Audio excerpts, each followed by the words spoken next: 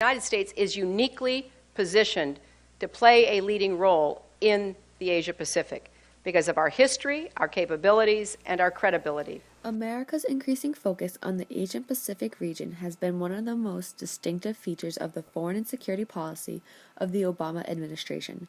Having an alliance with Japan would demonstrate peace in the administration along with stability. When it comes to dealing with Japan, there are several issues that need to be addressed, and if we want to become more involved with Japan, we are going to need to solve these issues. We need to deepen our working relations, engage in multilateral institutions, expand in trade investments, and we'd have to broaden our military presence. Japan has already agreed to increase their military spending despite their national debt. This is the first time in 11 years that Japan has budged when it came to their military spending, though it was only increased by 0.8%. It has been said that Japan would like to increase their budget, but are currently rewriting and reproposing their new constitution to allow military aid. The Japanese government has contributed $5 billion to ensure American military presence. Another issue we face when it comes to Japan is that Japan is currently rewriting their constitution, and they are pushing their boundaries on their constitutional constraints. America has been working on expanding our role in Japan to show that America is determined to remain a dominant power in that region. Along with trying to remain a dominant power in that region, America wants to position surveillance drones in Japan. Drones and Navy planes never before stationed outside of the United States. The planes are expected to patrol waters in that region, including those around the disputed island chain. These drones also work with cybersecurity projects. The U.S. is expanding joint intelligence, surveillance, and other activities to deter and react quickly to regional security challenges, as well as the information sharing to address cyber threats.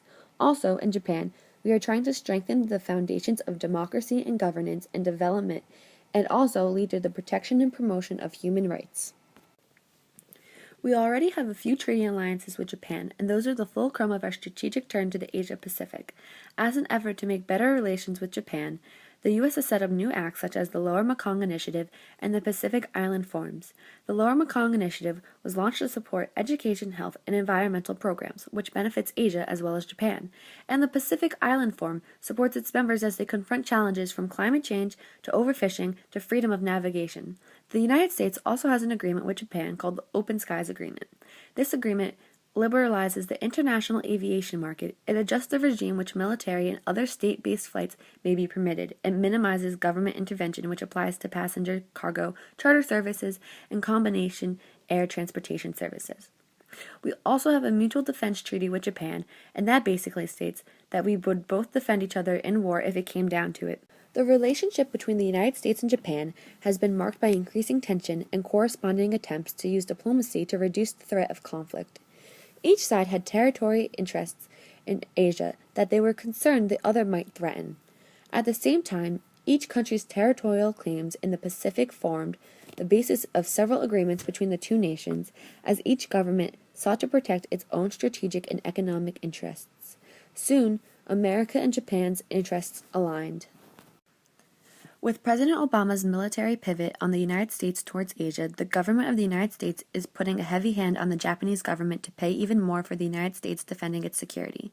Japan currently pays the U.S. over $2 billion for the U.S. bases and military personnel stationed in Japan. In effect, the Japanese government is subsidizing the U.S. military.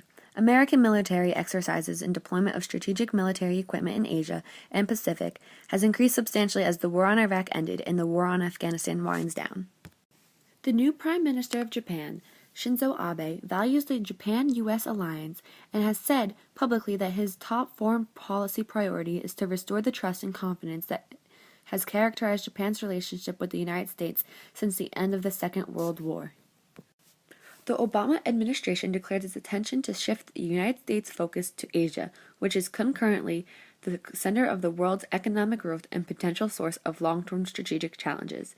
Japan is the world's third largest economy and technology leader, a stable democracy, and a cornerstone ally of the United States.